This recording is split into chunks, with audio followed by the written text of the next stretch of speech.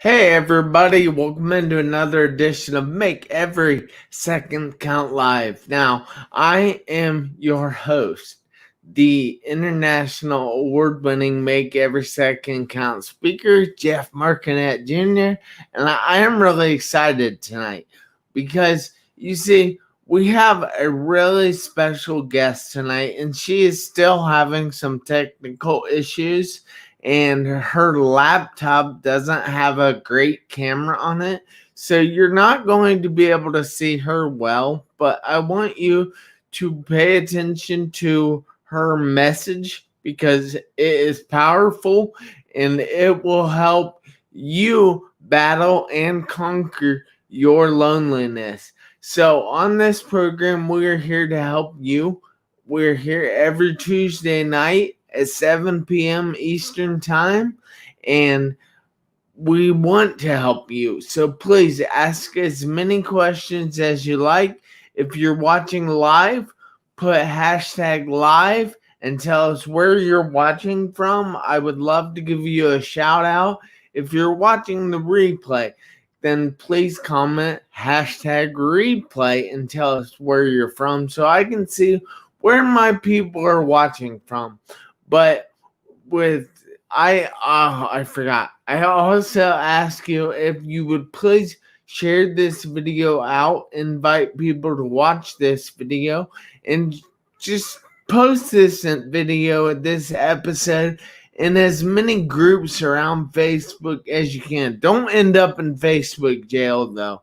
And don't forget to ask questions because here on Make Every Second Count Live, we want to have a conversation, not just make a presentation. So, with no further ado, or I don't know if that's how you say it, I bring up Nita Beshear. And you can't really see her, and I'm sorry about that, but bear with us. We're going to have a great show tonight. Hi, Nita. Thank you for joining us. Hi, Jeff. Thank you for having me. This is a lot of fun. I really do apologize that my technical stuff doesn't work like it should. Oh, it's all right. I understand. I've had many problems with my equipment at times, and for a longest time, I couldn't get my mic to work, and then I finally got it to work, but then it started echoing and playing everything twice, and I'm like, oh, what am I doing wrong? I really didn't know, and hey, I roll with it though. Yep. I've got Technology is great until it isn't. Yeah. Yeah. All right. So if you would like to introduce yourself, tell us where you're from, what you do, and most importantly, tell us why you do what you do. Okay. Well, I'm Nita Beshear. I live in Oklahoma. I am a widow, and I speak to women's groups, and I write about. I'm thinking of the best way to say this. My most recent book was a self-help for widows, but mostly I write about, they are self-help, but they are about enjoying life and getting the most out of life, not just surviving. And that loneliness is a big part, not only for widows, but for other people who experience loneliness in their life, whether they experience it because they live alone or just because in their minds they are alone. And there are several ways to combat it. And I've experienced loneliness. I didn't like it. I got out of it. And that's really why I do what I do, is because I've been there, done that. And I want to help other people do it faster and easier. That's awesome, Nita. So where exactly are you from? Well, now that's an interesting question, Jeff. My husband, when someone would ask my husband that, he would ask them what year. Because my father had wonder dust in his shoes, and we moved a lot. I was born in Oklahoma City. I graduated high school in the Mojave Desert in Barstow, California. And then we moved back to Oklahoma, and I met my husband, and I've lived in Southeast Oklahoma ever since. Wow, that's awesome. Do you like Oklahoma? Is it nice? I love Oklahoma. I love the people of Oklahoma. The weather, I could stand with a little bit more consistency with the weather. Mother Nature sometimes doesn't know if it's winter, spring, fall, or summer. Sometimes we will have all four in the same day. But the people in Oklahoma are awesome. I really, you may have heard of the Murrah building bombing. And when that happened, Oklahomans did what Oklahomans do. They came from every corner of the state to help the people in Oklahoma City. And they do that consistently. If there's anything that happens, they pull together to help each other. And I find that awesome. That is wonderful. Now, I know tonight we are talking about how to battle and conquer the loneliness, and I happen to know that loneliness is something that bothers all people. It even bothers me at times. And it has been a lot worse during this whole COVID quarantine lockdown experience, because you cannot go out and socialize with people. And I like going to the bar. I admit it. I like to drink, and I'm not claiming to be perfect, so. Well, you are a people person, Jeff. Even if it wasn't the alcohol, you would want to go and be around people. Yes, but guys, don't think I'm perfect, because I am not trying to be perfect in any way, shape, or form. So, all right, Nita. None of us are perfect. That's why we try to help each other the best way we can. And you're right, loneliness can hit anybody at any age. The first time I fought loneliness, I'm sure I had it when I was younger, but I was 18. My parents had dumped me at college. Okay, they dropped me off. This was back, now we have big parties when we take kids to college. Back when I went to college, no, you dropped the kid off. She took her 2 suitcases into the dorm. End of story. And I had gone for orientation, which meant that on Friday after orientation, all of the older students who had been there to give us orientation left. Most of the freshmen left. It was very few people left on campus. And I didn't know any of them at all. And I found myself counting. The girls' dorm was made with big blocks, the big concrete blocks, or at least that was the outside. And I was sitting outside counting those blocks. I got to about 115 or so, and I thought, this is the stupidest thing you've ever done. Why are you counting blocks? What its purpose is there to this? And I decided then, a little bit like Scarlett O'Hara in Gone with the Wind, I would never be that lonely again. And I set out to figure out how to not be lonely. And that's what I did. And then it served me well when my husband died several years later. So how when you said you went out searching for a way not to be lonely, and then you lost your husband, how did you get to the point where you didn't feel lonely? Oh, Jeff, I don't think you ever get to I think there will always be moments when you have loneliness, but as long as you don't let loneliness overwhelm you, I think that is more the key. I think if we try to make people think, oh, you can do this and never, ever be lonely again, and then when they get lonely, they think they did it wrong, that doesn't really serve them well. There's going to be moments of loneliness, but when you have the tools in place, you can counteract them, and it doesn't last long. And one of my favorite, there's a lot of tools. I know Jeff uses one, the gratitude. He does gratitudes every single day. Yeah. And as long as when you're being grateful, that helps you realize what you do have, so you don't focus on what you don't have, which is what causes loneliness. And one of my favorite tools is, okay, let me talk about another one first. It is not a favorite, but I do it. And it is also one of Jeff's favorites, and that is exercise. Jeff likes to work out.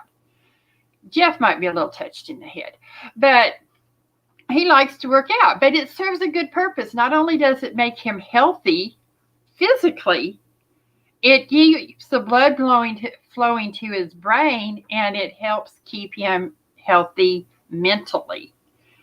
And the rest of us can do the same thing. We don't have to work out for an hour in the gym, but as long as we're exercising in some way, that helps combat the loneliness. But yeah, my favorite one is the joy jar, which I'll talk about that in a minute if you want me to. Yeah. Okay. Yeah. So the joy jar is any container. Mine has been a cereal bowl, a serving bowl, a fish bowl, like you put goldfish in. This year it is a soup mug, a big soup mug. It can be anything. But the point is something that you can leave out where you see it, because seeing it is important. Journals are great, but journals tend to get put up and then you don't see them.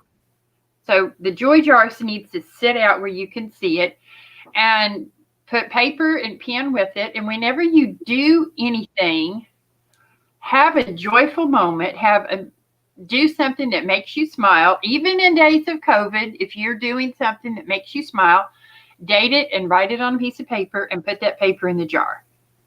And then you do that all the time. I mean, like every day, 2 or 3, however many times a day you do something that makes you smile and you want to remember it, do it. This serves a couple of purposes. One of the things with all the little pieces of paper in the jar, then if you have a day of really bad loneliness or just really bad depression, dump the jar out and read some of the things you've done, and it will make you smile. It was actually intended to be done for a year, and then you go through at the end of the year and look at all of the things you've done throughout the year that have brought you joy. I tend to do it whenever I get down. Like, let's see what's been going on, and dump it out and look at it. But having it where you can see it also helps you be aware of what you're doing. Makes you more aware, because so often we go through life and we have a good moment and we think, oh yeah, that was nice, and we go on and we forget about it. But with the joy jar in front of us, it makes us, oh, wait a minute, I need to write that down and put it in my joy jar. And the bonus with the joy jar is if you forget, you can put it in later. If the next day you think of something you did yesterday, you can put it in there. And if you actually happen to put it in twice, no big deal. You just take one of them out when you realize it. So it helps you be aware of what you're doing. It helps you be intentional with your life, and it helps you remember the joys that you've had. Because I would wager a bet that you could tell me some of the bad things that have happened to you this year, but you might not be able to remember all of the good things. The bad tends to overwhelm the good. So if we put the good stuff in a jar, we'll remember what we did. That's great advice, and I happen to love that. And I would like to take a second here and say hi to a few people that are watching us. So Yay! hi to Mr. Darner, my 8th grade homeroom teacher. Then I love teachers. I want to say hi to Chuck Black and Chandler Huggins, who says, "What's up?" And Chandler is actually my cousin, so I had to reply, "Hey, cuz." And then tell him the sky is up. The sky is up. And probably the moon by now. Yeah. Oh, definitely here. But so I also need to say hi to Nicole, to Sarah, to Colleen, and to not even attempting that one. So why exactly do you love teachers? Oh, let's see. My husband was a teacher. My son was a teacher. My daughter-in-law is a teacher. My sister-in-law is a teacher. My brother-in-law was a teacher. My sister-in-law. I come from a family of teachers. Wow. So have you ever taught? Yes. Yeah. What did you teach? I was a substitute teacher, and usually for either math, which was very interesting since I'm not strong in math, and agriculture. I substituted for my husband a lot, and then I substituted a lot. And one year I substituted for the science teacher slash coach. No, I That's did not coach. awesome. I did not coach the game that night. The girls were all asking me, "Are you going to be our coach?" I was like, no.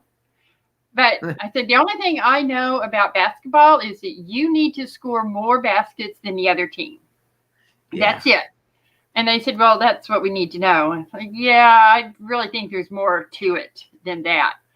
So I went and talked to the principal, and I said, you do have another coach coming in tonight, don't you? And he said, oh, yeah, we do. So I did not have to coach.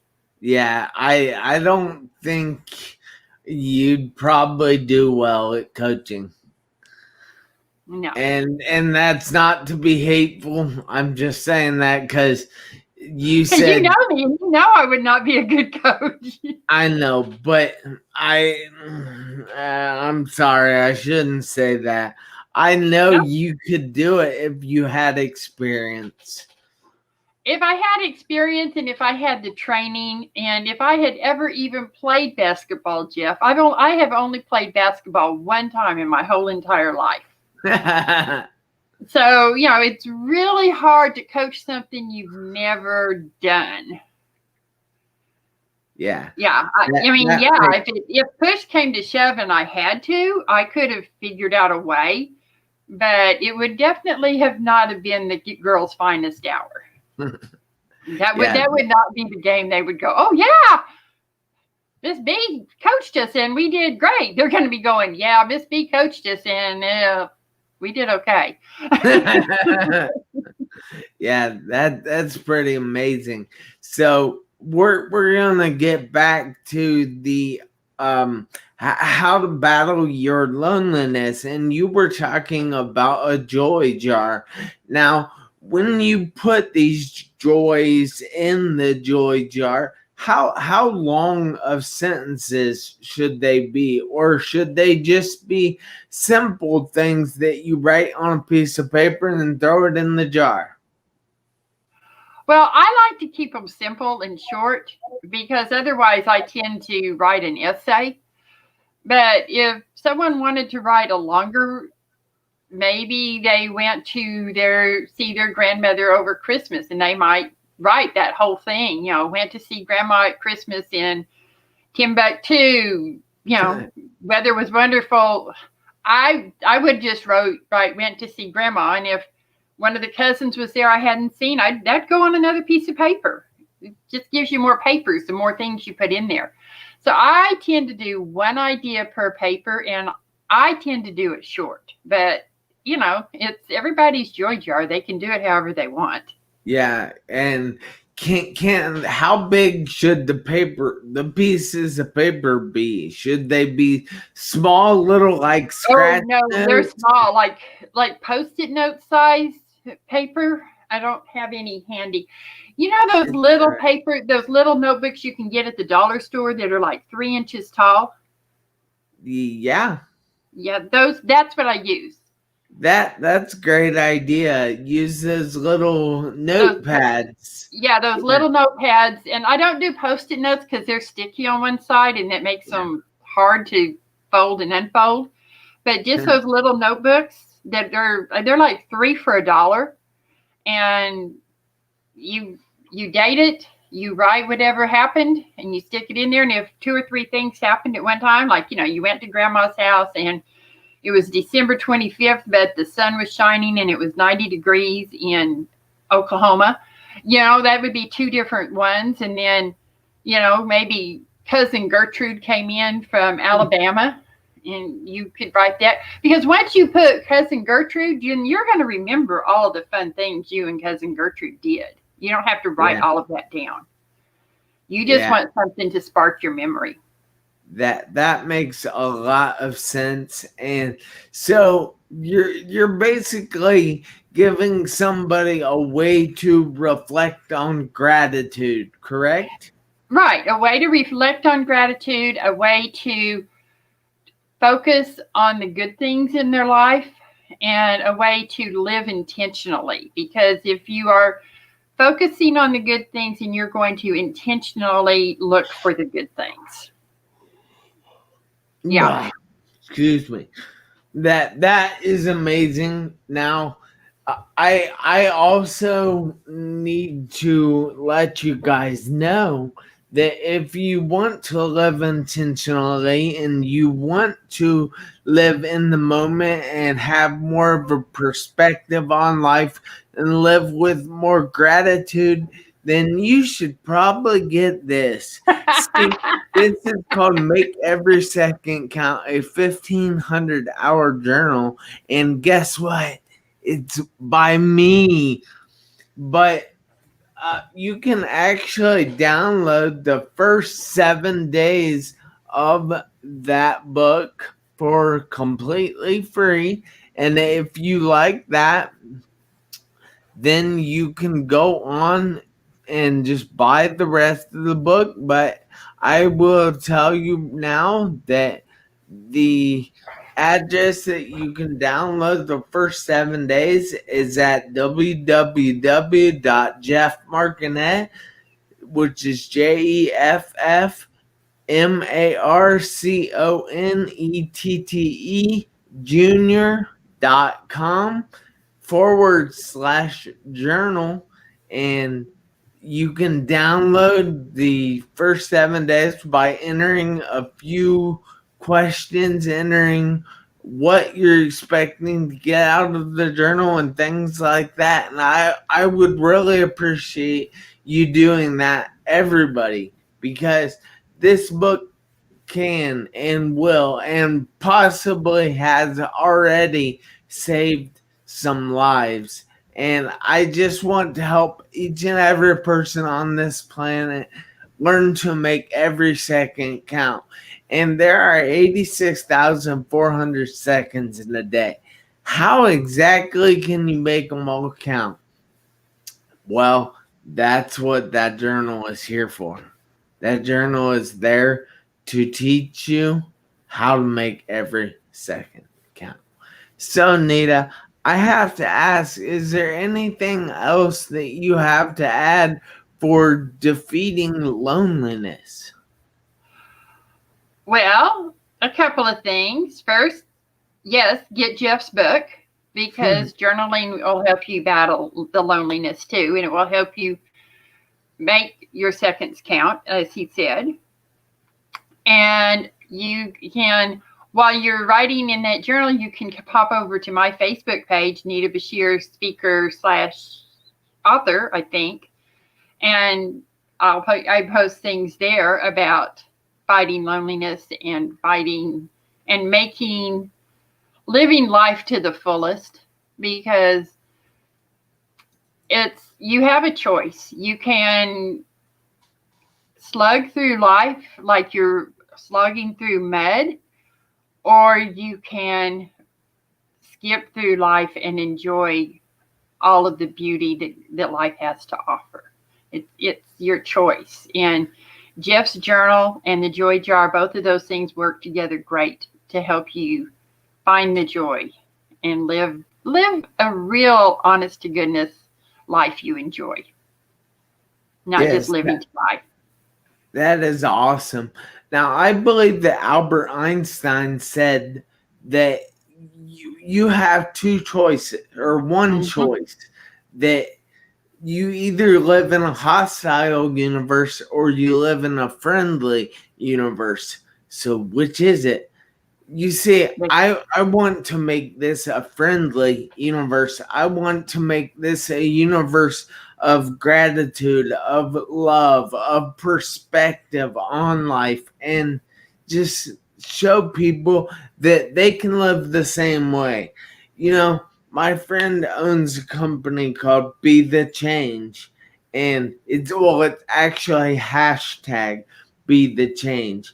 And it is amazing because the Dalai Lama said that you can be the change you want to see in the world. And if you don't change, then how is anybody else going to change? Look, it's Wayne Dyer that says that when you change, the things around you will change. Exactly. Yeah. So you have to change first. Yeah. And by You don't doing, have to change the whole world, just change you, and that changes your world. yeah, exactly. So these are ways that you can battle loneliness, you can conquer loneliness, and these are ways you can make every second count. Yep. So do you have any contact information you would like to give out, Nita? Yeah, they can email me at Nita dot. Oh, I forgot that one. Let's do the other one. Nita Beshear at gmail.com. It's NITABE, B as in boy, ESHEAR at Gmail. That's great. Is there anything else you would like to add? That's it. They can come to my Facebook page, Nita Beshear speaker / author, or they can email me, and I would be happy to talk to them about creating the joy in their life and living life intentionally and fully.